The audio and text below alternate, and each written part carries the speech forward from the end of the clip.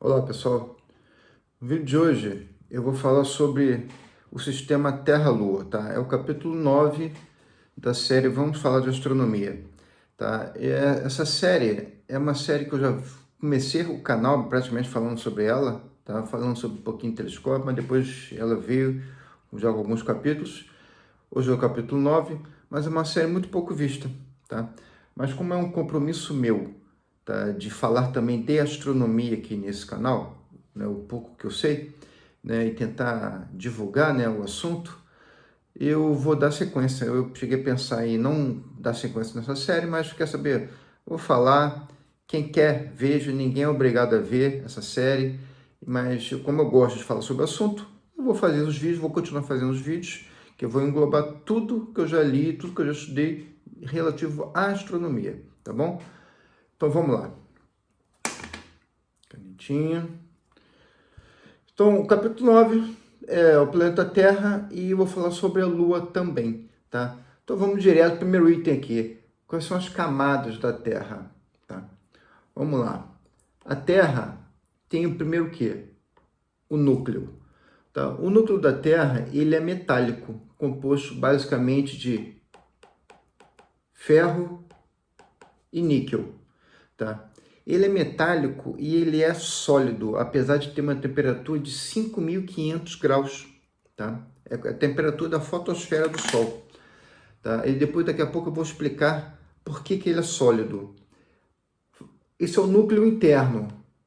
Temos o núcleo externo, que ele não é sólido, ele é fluido, ele é metálico e é fluido, tá?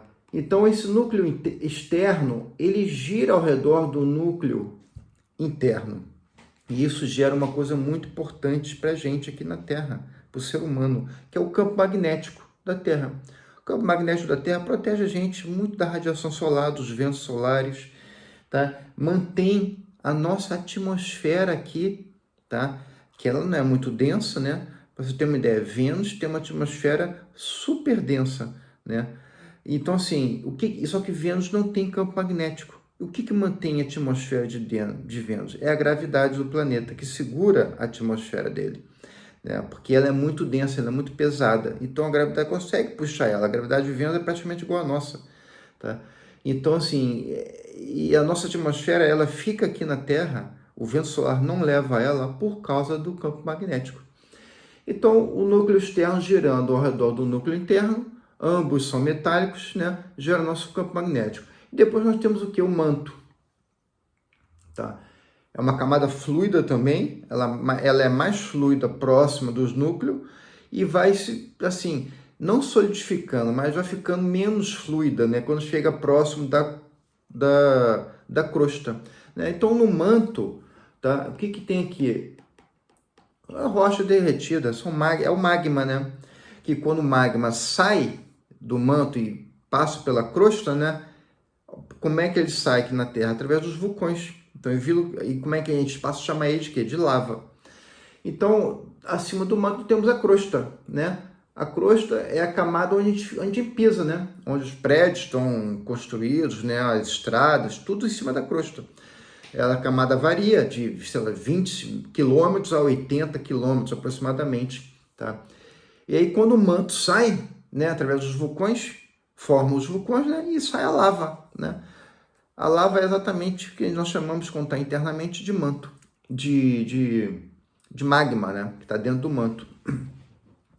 Então, essas são as camadas da Terra, tá? Eu não vou, assim, aprofundar muito, assim, basicamente é isso que a gente tem para falar aí numa uma apresentação dessa, tá?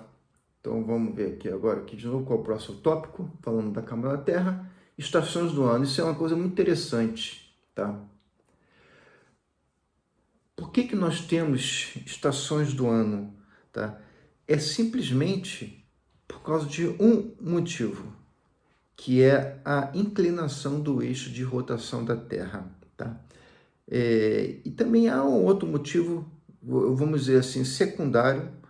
Por que que eu chamo secundário? Porque ele existe desde sempre, tá? E a inclinação da Terra pode ser que ela tenha um motivo relacionado a essa inclinação que eu vou falar mais à frente quando falar da Lua, tá?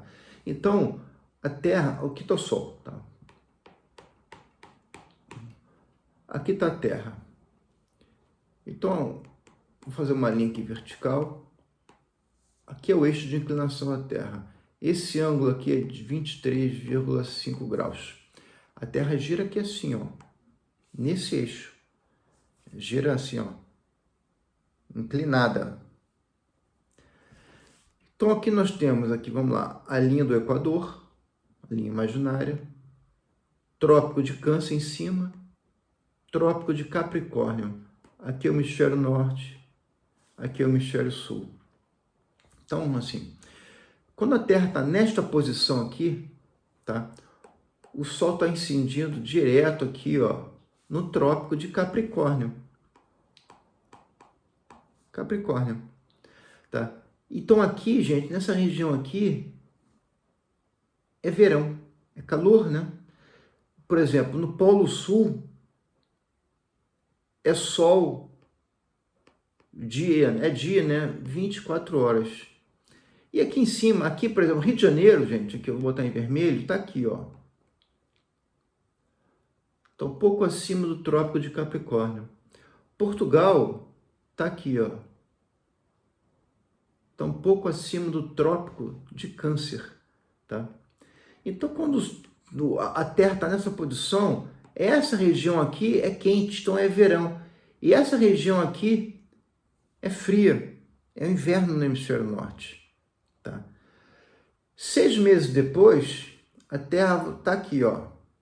Vou fazer o mesmo desenho, aqui o eixo vertical, aqui o eixo inclinado da Terra, onde ela faz a rotação dela. Tá vendo? A Terra está aqui, ó. Ela, 6 meses depois, ela rodou através do Sol. Ó, a Terra está aqui. 6 meses depois, ela veio aqui e parou aqui. O eixo de inclinação, ele continua, tá? Tanto de um lado como do outro. Tá? Então, aqui temos aqui o Trópico de Câncer, Equador, Trópico de Capricórnio. Rio de Janeiro está aqui, ó. Portugal está aqui. Então, nesse momento, 6 meses depois, o Sol está incidindo direto no Trópico de Câncer. Então, aqui, gente, é calor. É verão no hemisfério norte e é inverno no hemisfério sul. Então, aqui nesse momento, no Polo Norte, é dia, 24 horas. O Polo Sul é noite, 24 horas. Entendeu? Então, assim, e aí, assim, quando a Terra está aqui, está nessa direção aqui, ó, a Terra está, vamos projetar, a Terra está aqui ou aqui, então, ó, vamos falar pelo hemisfério norte, tá? Então, verão, tá certo? Outono, inverno, primavera, tá? Então, aqui, ó, no outono e na primavera, as temperaturas são parecidas, tá? Tanto no outono como na primavera. Isso vale também para o hemisfério sul, tá? Então, assim, uma coisa que é interessante, quem vive entre os trópicos não vê direito, né, a passagem das estações do ano. A gente sabe que está mudando por causa do calendário, tá? Aqui na Europa, em Portugal, por exemplo, a gente vê perfeitamente, né, as folhas caindo no outono, as folhas voltando, as flores nascendo na primavera. A gente vê perfeitamente a passagem das estações do ano. Então, assim, por que eu falei que a translação é secundário?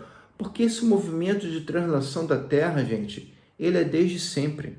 Desde aquela nuvem de gás e poeira que começou a girar, né, e a Terra foi se formando e todos os planetas, eles estavam se formando, fazendo uma translação já ao redor da estrela que estava se formando ali, que é o Sol.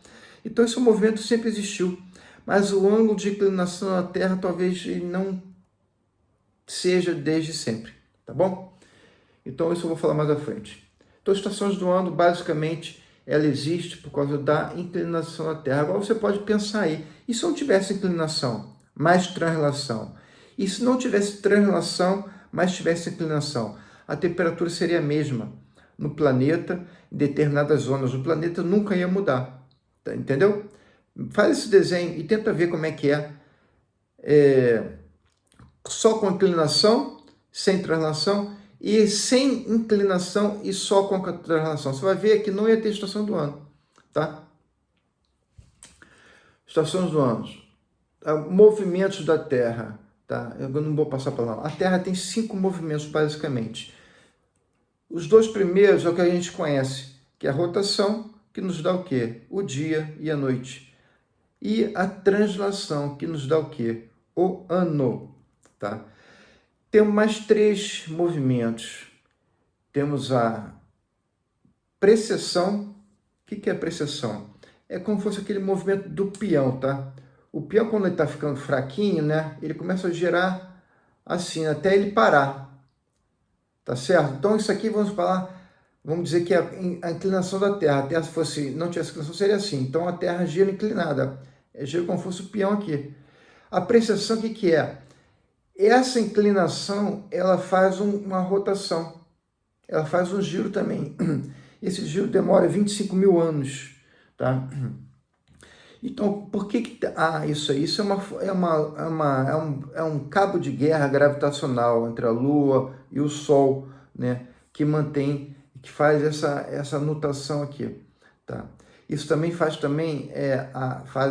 a precessão, tá? Esse cabo de guerra aqui, tá? Isso dura mais ou menos 25 mil anos. Hoje, o Polo Norte, ele está praticamente apontado para a estrela polar. Vamos supor, daqui a 5 mil anos, pode estar apontado para Vega, entendeu? Para outra estrela, tá? E isso acaba mudando na nossa vida, né? Dos meus filhos, dos meus netos, né?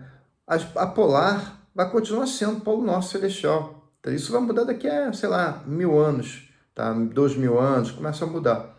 Então, esse é um movimento muito lento que para a gente não atrapalha na vida humana. Essa direção, ela não muda.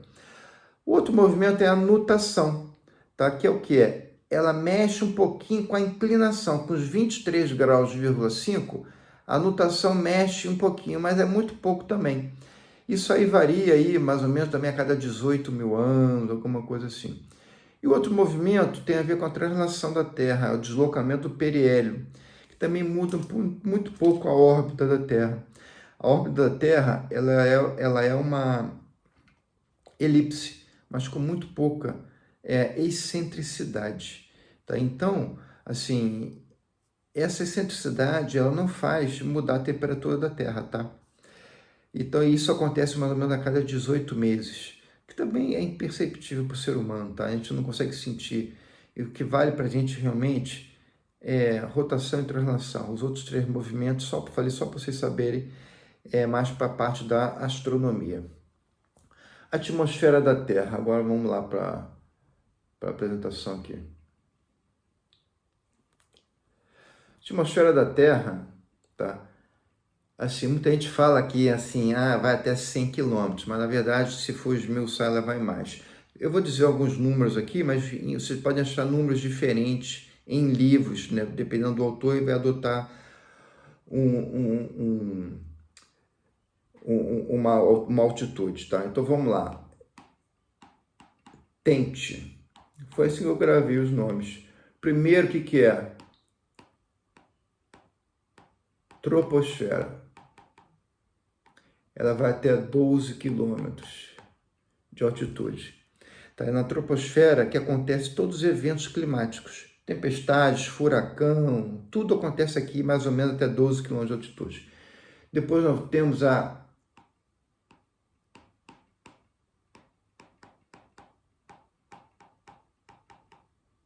estratosfera. Ela vai de 12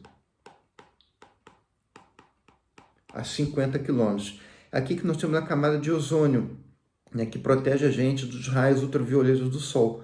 Tá? Foi aqui também da estratosfera que aquele austríaco Armstrong, eu não sei o primeiro nome dele, saltou, subiu com um balão a 30 quilômetros de altitude, é o recorde. E saltou com toda uma roupa lá de astronauta, e saltou lá de cima da estratosfera, de paraquedas. Naquela que sobre o paraquedas, praticamente na troposfera, né? Mas aí queda livre, passou da velocidade do som, entendeu? Foi na estratosfera. Depois nós temos aqui, eu vou mudar aqui a letra, na verdade, o tente é com M, que é a mesosfera. Que ela vai de 50 a 85 quilômetros. O que acontece na mesosfera? É aqui que a maioria dos meteoros se desintegram. O asteroide, quando entra na atmosfera da Terra, ele é chamado de meteoro. E entre 50 e 85 quilômetros ali nessa faixa ali, há a desintegração. Claro, quando ele não bate na Terra, que aí vira o quê? O meteorito, tá? Então, entre 50 e 85 é onde a maioria dos asteroides se desintegram, dos meteoros. Depois nós temos aqui a termosfera, que ela vai de 85 a 600 quilômetros. Por que o nome é termosfera? Aqui ainda há uma quantidade de gás e é a camada que está ali assim, de frente ali para a radiação solar. Então é a camada mais quente, tá? Apesar de estar muito alta, ela tem em torno de 2.000 graus Celsius. Então ela é uma camada muito quente, onde há o primeiro contato com a radiação solar. O que acontece aqui na termosfera? As auroras boreais e austrais, tá? Como é que acontece a aurora? Aqui nós temos aqui a Terra. Aí aqui nós temos aqui, ó, o campo magnético da Terra. Então os ventos solares trazem partículas carregadas. Essas partículas batem aqui no campo magnético da Terra e o campo magnético leva essas partículas tanto para o Polo Sul como para o Polo Norte. E elas entram ali na atmosfera da Terra, tá? E aí, assim, acontece o quê? Essas partículas carregadas em contato com oxigênio, com nitrogênio, com os outros gases que compõem a atmosfera da Terra, que eu vou falar já já, colorem, gera uma cor, né? Esse contato gera uma cor. E aí, por exemplo, o verde é em contato, se não me engano, com o oxigênio. Então a gente vê ali, né, as auroras boreais acontecendo e as auroras austrais. Para a gente ter aurora, mas nessa região aqui, próximo do Equador, é quando há um vento solar muito forte, que aí o campo magnético não consegue filtrar e jogar as partículas para os polos. E aí elas passam pelo campo magnético e você vê. Recentemente nós vimos a aurora boreal ali no norte de Portugal, entendeu? Inglaterra, né? Nos países com latitudes mais baixas, 40 graus de latitude norte, a gente viu a aurora boreal. Eu mesmo vi aqui onde eu moro, aqui na região de Condeixa, mas eu vi só uma mancha vermelha, né? Não vi aquelas coisas de desenho, aquele, né? Igual você vê lá na Islândia, né? Não foi nada disso, foi só o céu ficou meio que avermelhado, próximo ali do horizonte, tá? E temos depois a exosfera, né, que ela vai de 600 até 10.000 quilômetros. Lembra que eu falei que quando a gente fala que a atmosfera da Terra é até 100, mas na verdade o desenho da atmosfera da Terra é esse, vai ter mais ou menos 10.000 quilômetros. E o que acontece na exosfera? Por que o nome é exo? Igual a exoplaneta. Exoplaneta é o quê? É um planeta que está fora do nosso sistema solar. Exosfera é a camada da atmosfera que está praticamente fora, né? Assim, ali praticamente não há gás. Os gases se misturam com o espaço profundo. Então, assim, não há praticamente nada ali nessa camada, tá? Então, aqui nós já estamos praticamente no espaço. Então, essas são as camadas da Terra. E de que é composto a atmosfera da Terra, né? A atmosfera da Terra, aqui no nível, aqui está o cidadão, é 1 atm. Lembra que eu falei em Júpiter? A atmosfera de Júpiter são 80 atms ali no nível da crosta ali. Então, ela é composta de quê? Aqui é a camada mais espessa. Por quê? Na troposfera? Por causa da gravidade. Os gases mais pesados, a gravidade segura eles aqui, tá? E o campo magnético não deixa o vento solar expulsar. Então, aqui nós temos basicamente o quê? 80%, tá? Isso também pode mudar esse número, 80%.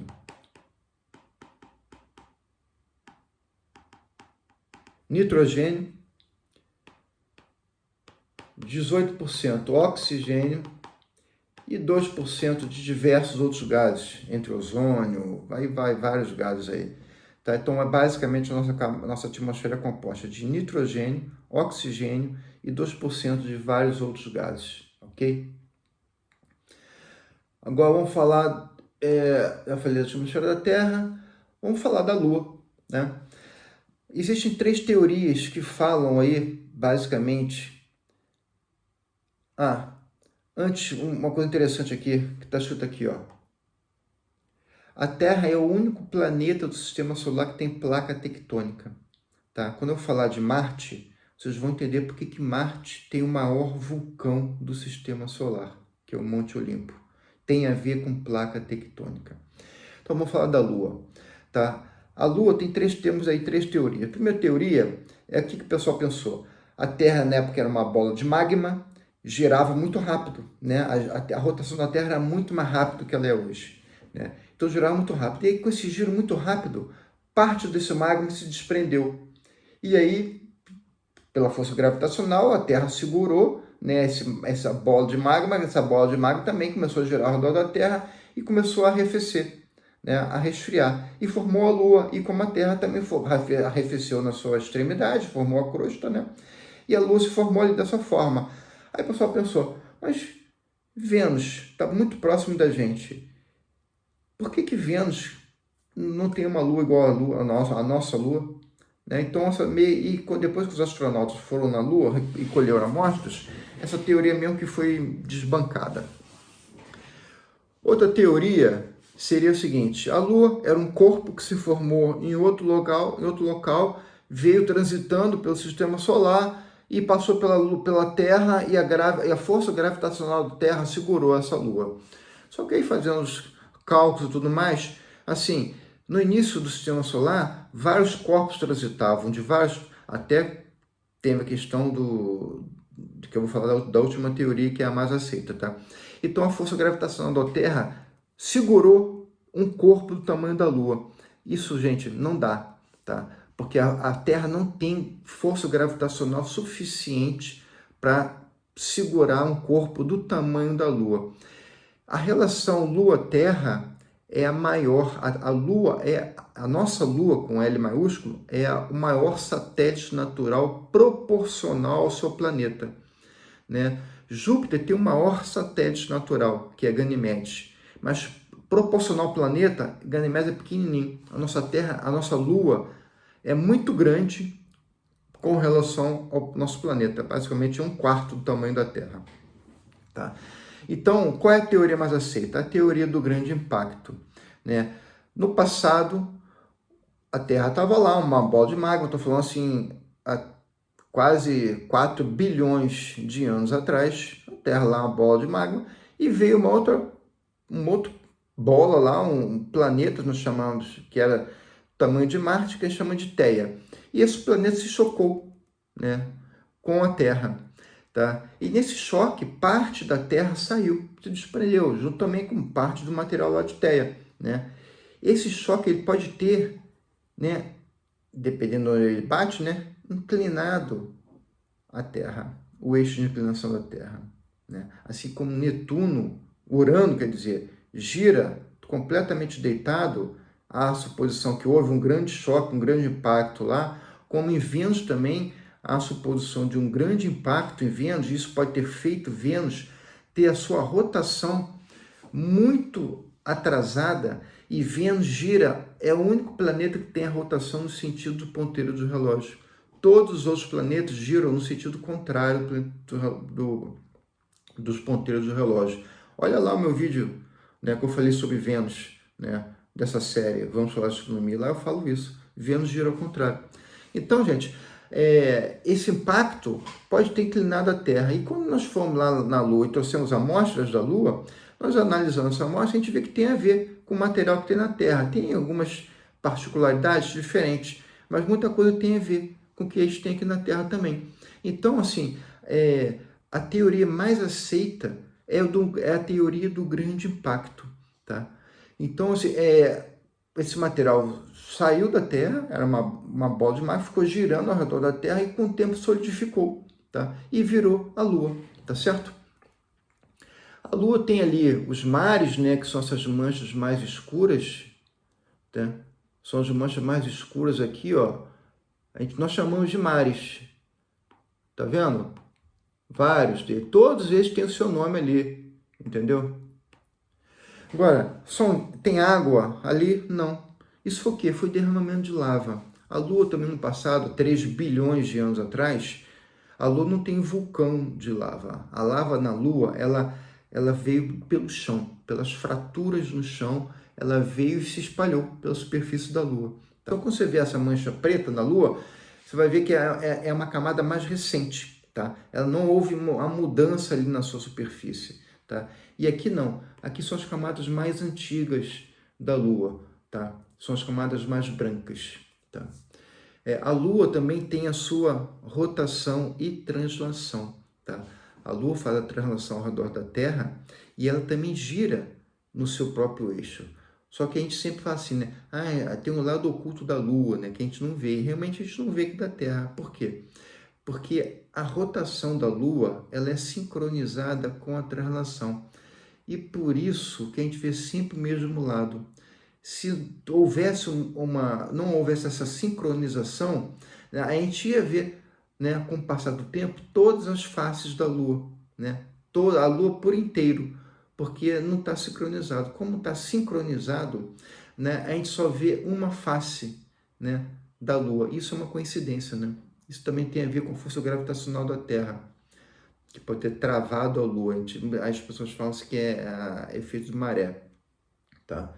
Então, a Lua tem translação ao redor da Terra e rotação também no seu próprio eixo. Só que em 27 dias, ela faz esses dois movimentos sincronizados, tá? A distância da Lua média é mais ou menos 380 mil quilômetros, tá? Tá escrito aqui.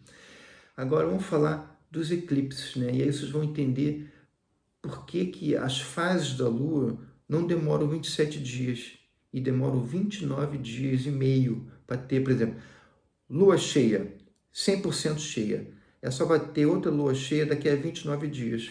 Vamos lá ver por quê? Vamos lá.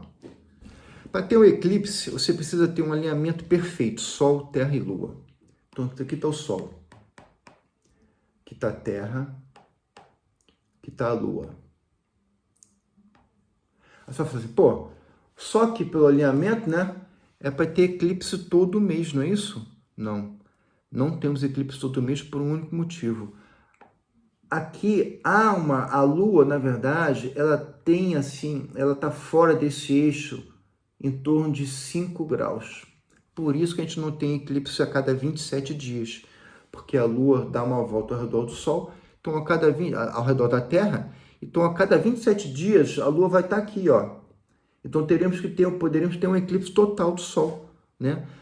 27 dias já vai estar aqui nessa posição entre a Terra e o Sol. Só que ela vai estar realmente entre a Terra e o Sol a cada 27 dias. Só que é um pouquinho aqui acima, então não tem um eclipse. Esses 5 graus já é suficiente para você poder ver o Sol inteiro, entendeu? E a Lua não tampar o Sol. É por isso que às vezes também a gente tem um eclipse parcial do Sol, temos eclipse. Aí por que nós temos o eclipse total e o anelar? Aí vai por causa da distância, né? Lembra que eu falei que 380 mil é a média? Mas a distância vai de 360 até mais ou menos 405 mil quilômetros de distância. Então, dependendo dessa distância, nós podemos e se o calhar de estar no mesmo alinhamento, ter um eclipse anelar, né? Ou então total. Tá? Então, quando a Lua está mais próxima da gente, né? E ela está exatamente na direção, vamos ter um eclipse total. Quando ela está mais afastada, nós vamos ter o eclipse anelar. Tá? E vamos lá, agora a Lua do outro lado, a Lua está aqui agora, né? Então, vamos supor, vamos esquecer os 5 graus aqui, tá? Vamos dizer que a Lua está aqui. Vamos botar aqui outra cor. A Lua está aqui, ó. Vermelha aqui, ó. Aqui nós temos aqui 100% iluminada pelo Sol. Lua totalmente cheia, tá? Aí, ó, a Terra, ela faz a translação ao redor do Sol, tá? E a Lua, nesse mesmo momento que a Terra está andando ao redor, do Sol, a Lua também está transitando ao redor da Terra. Lembra que eu falei que para ter a fase lunar, que demora 29,5 dias, né? e não 27, que é a translação da Terra, da Lua ao redor da Terra, às vezes eu vou trocar os nomes, porque é tanta coisa para falar que às vezes vai ser normal trocar o nome, tá? Desculpe, mas eu tento me corrigir aqui. E na edição, se eu ver alguma coisa errada, eu vou tentar corrigir. Então, assim, eu acabei que lembrei, eu nem falei por que o núcleo da Terra é sólido.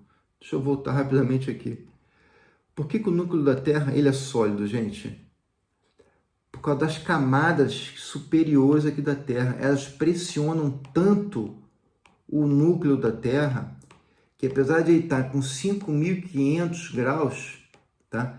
E deveria ser líquido, né? Mas pelo peso das camadas superiores, a pressão ali é tão grande que solidificou, tá? Agora, e outra coisa também que eu lembrei, por que o ferro ele é metálico, né?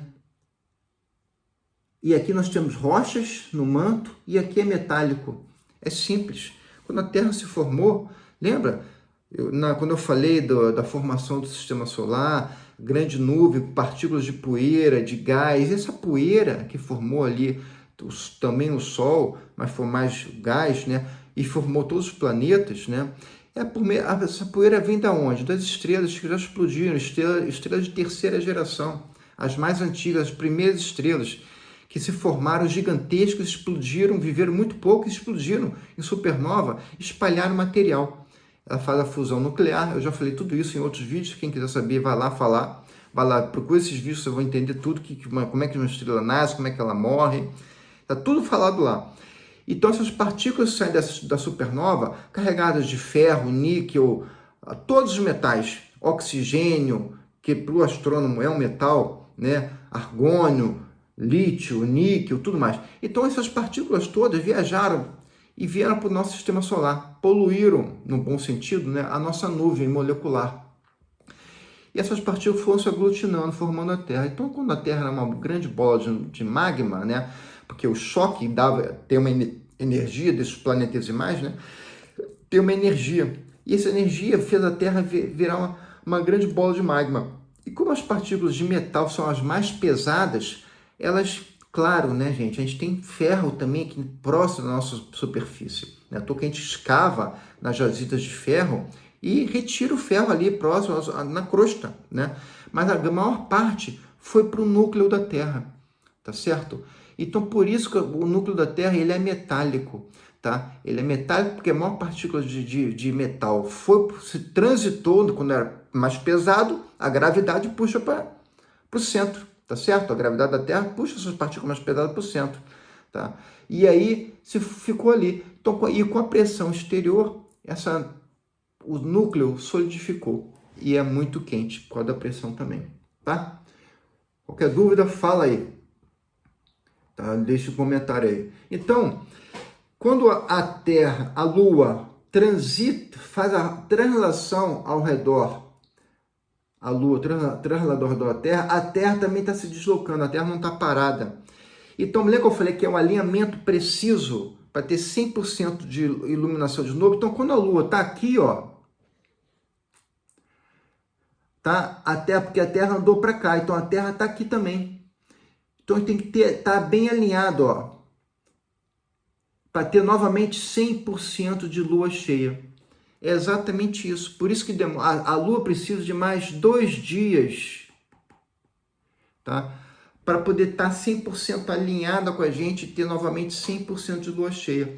Porque a Terra se deslocou, né? Nesses 27 dias que a Lua dá uma volta, a Terra também andou ao redor do Sol. E a gente precisa estar realmente no alinhamento certinho, Sol, Terra, Lua, para poder ter novamente 100% de estar com a Lua cheia, 100% iluminada. É exatamente isso, porque nós temos a Lua, a fase da Lua, ela é maior do que a translação, tá? Da Lua ao redor da Terra, tá? A Lua tem uma estrutura interna muito parecida com a da Terra, só que a Lua, ela basicamente está morta, né? Porque ela é muito pequena, solidificou, tá? Eu vou falar disso também, uma curiosidade de Marte, quando eu falar de Marte, que é o próximo capítulo dessa série aqui. Tá? Então a Lua já solidificou, então ela não tem mais erupção vulcânica, tá? É um planeta meio que morto, muito parecido com Mercúrio. O planeta, a Lua é um satélite natural da Terra e que está praticamente morta, né? E ela é muito parecida com o planeta Mercúrio, tá? Muito parecida, tá? A atmosfera é muito tênue, quase zero. Campo magnético é muito tênue, quase zero também, tá? Todos os planetas possuem campo magnético, alguns quase zero, como Mercúrio, como Vênus, né? E a atmosfera também. Alguns são muito densas e outros são muito tênues, como é o caso de Marte, de Mercúrio. A Lua também, a atmosfera da Lua é basicamente inexistente, tá bom? Então, gente, era basicamente isso que eu queria para falar. Há uma coisa interessante também com relação a eclipse, né? A gente fala, né? Nós também vemos eclipse parcial da Lua, eclipse total da Lua. Aí tem a tal da Lua, né, de sangue. Por que que acontece a Lua de sangue? Vamos aqui, ó. Sol. Vou botar aqui a Terra e a Lua. Agora, por que que nós temos a Lua de sangue? Tá? Por que que a Lua fica com uma coloração avermelhada, né? Porque quando há esse alinhamento, né, aquele lembra dos 5 graus e tal, então os raios solares, eles passam pela atmosfera da Terra. A atmosfera da Terra está aqui, ó. Lembra? Os 10 mil quilômetros? Então os raios que passam pela atmosfera da Terra, a cor vermelha, ela não fica difusa, tá certo? Na nossa atmosfera. Até lembrei. Por que que a gente vê o céu azul, gente? Por que que a gente vê o céu azul durante o dia? Porque os raios solares, a cor azul, né, o comprimento de onda azul, ele fica difuso na nossa atmosfera. Há uma coisa chamada refração e difusão, né? Então a cor azul, a cor verde, que a gente nem vê, entendeu? São cores que se espalham. Ela entra na nossa atmosfera e se espalham pela atmosfera, tá? É por isso que a gente vê o céu azul durante o dia. Exatamente por isso, o espectro azul, né, da luz azul, que fica difuso na nossa atmosfera. Só que o vermelho, ele consegue passar.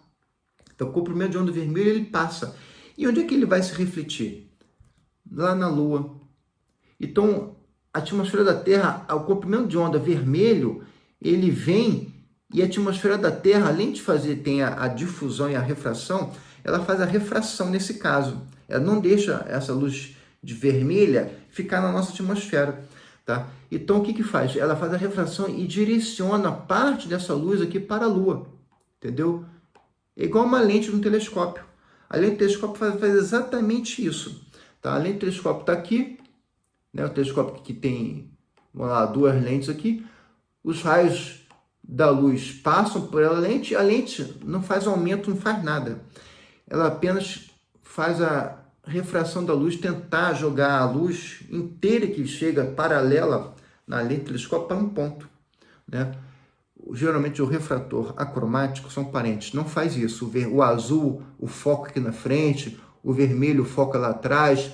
Por isso que o refrator acromático tem aquelas cores falsas no objeto muito brilhante. O apocromático que consegue fazer basicamente isso. Aí você tem mais uma lente aqui no meio aqui, né, que aí você consegue fazer a refração da lente toda para um ponto. Então a atmosfera da Terra faz isso, deixa passar só o quê? Só o vermelho. É o comprimento de onda que passa, tá? Baixa frequência e grande comprimento de onda. Então o vermelho consegue passar e deixa essa coloração avermelhada na Lua. Aí a pessoa fala, brinca, né? Lua de sangue e tudo mais, né? Quando o Sol, por exemplo, também está muito no horizonte, né? Ou no nascer do Sol, ou no pôr do Sol, você vê ali, né? Ele vermelho, ele laranja, tudo isso é a atmosfera da Terra, tá, gente? O nosso Sol, ele é branco, tá? Ele visto do espaço, ele é branco. Aí por que que ele é branco? Porque o nosso Sol, gente, só um parênteses, ele emite ele emite luz, vamos falar assim, lembra o arco-íris, né? Tem aquelas 7 cores. É o violeta, o azul violeta, o azul, o verde, o amarelo, o laranja e o vermelho. tá? E só que o Sol, o nosso Sol, a nossa estrela, ela emite todas essas cores mais ou menos na mesma quantidade. Vamos explicar assim grossamente, na mesma quantidade. Então, quando ela emite essa luz na mesma quantidade, quem está do espaço, o que é a mistura dessas luzes? O que dá? Você soma essas luzes todas, né? E dá o quê? Dá o branco. Lembra uma experiência chamada disco de Newton, que Newton fez? Newton foi o primeiro a brincar lá com o espectro da luz do Sol, tá? Ele meteu um prisma ali, ele viu essas 7 cores saindo, né, de um feixe de luz que entrava, transparente, né? E vê saindo. Então, o branco, o que é o branco? É a soma de todas as cores. Tenta, busca na internet aí, disco de Newton. Você vai ver. Então, o Sol ele é branco lá, porque ele emite essas luzes, né, na mesma quantidade. Ele emite todos esses comprimentos de onda que a gente consegue ver aqui, dessas cores visíveis no nosso olho humano, tá, gente? O espectro vai de 400 nanômetros a 700 nanômetros, tá? É só o que a gente vê. A gente não vê o micro-ondas. Eu já falei da luz também, tá, gente? Tem um capítulo só que eu falo sobre a luz, tá? Nessa série vamos falar de astronomia, lá um dos primeiros capítulos. A gente não vê o micro-ondas, a gente não vê onda de rádio, a gente não vê raio-x, não vê nada disso. A gente só vê só de 400 a 700 nanômetros. O vermelho está lá quase no 700. O azul ali, o violeta, no 400. Tá? Então, assim, no meio ali, a gente não vê praticamente. Tá? Então, e o Sol, quem está no espaço, vai ver o Sol branco. E aqui na Terra, a atmosfera da Terra faz a gente ver ele amarelo. Tá? A mistura que dá para a nossa atmosfera, para os nossos gases da atmosfera, o que sobressai ali é o Sol amarelo. Mas quando ele está no horizonte, né, a camada da atmosfera para chegar, da luz do Sol chegar no nosso olho é muito maior. E aí o que sobressai é meio o laranja, é o vermelho, é isso. Tá bom? Gente, fui lá e voltei, falei muita coisa aqui. Gravidade da Lua, ela também tem a gravidade da Lua, ela é muito menor que a da Terra, mais ou menos 1/3 a gravidade da Terra. Por quê? Porque a massa da Lua é muito menor que a massa da Terra. Então, a gravidade de um planeta, ela é relativa à sua massa. Muita massa, tá certo? Maior gravidade, tá bom? Então, a Terra tem mais massa, tem mais gravidade. Isso não tem muito a ver com a densidade, tá, gente? A densidade, por exemplo, a Terra tem uma densidade maior que de Júpiter. Mas Júpiter tem mais massa do que a Terra. Mas como, Rodrigo? Por quê? Porque Júpiter é muito grande, então, assim, a densidade, os gases de Júpiter estão muito espalhados, mas tem muito gás. E por isso ele tem muito mais massa do que a Terra. Mas a densidade, a Terra ser um planeta rochoso, é uma das maiores densidades do sistema solar da Terra. Se não me engano, acho que é a maior. Vamos ver aqui? Eu tenho um quadrinho que eu mostro aqui. Ó. Massa, densidade, aqui ó, Terra, aqui ó, Júpiter, olha a densidade de Júpiter, olha a densidade da Terra, tá certo? Porque os gases estão muito, o material que compõe Júpiter é muito espalhado, então ele é pouco denso. Então você vê que os planetas rochosos, a densidade é muito maior que os planetas gasosos, mas olha a massa. Júpiter tem 317 vezes mais massa do que a Terra. Tá, isso aqui, gente, é a massa em comparação à massa da Terra, tá certo? Então é isso. Olhe um pouco esse quadro aqui, fique com ele aí. Quem quiser dar uma pausa, tá? E dá uma olhada aqui, tá bom? Rotação da Terra, eu botei aqui a rotação, não é o dia sideral, tá? É o dia que a gente marcou aqui no nosso relógio, tá certo? Dá uma olhada, fica com esse quadro aqui para falar, para o final do vídeo. Assim, espero que vocês tenham gostado do vídeo. Se gostou, dá o like. Querem fazer alguma pergunta? Manda aí nos comentários. Me sigam lá no Instagram. Se não gostou do vídeo, cara, dá o like também. Não custa nada. É só dar um clique ali, ó. Pá! E se inscreve no canal, tá bom? Aí você ajuda a gente a crescer. Um grande abraço, até o próximo vídeo.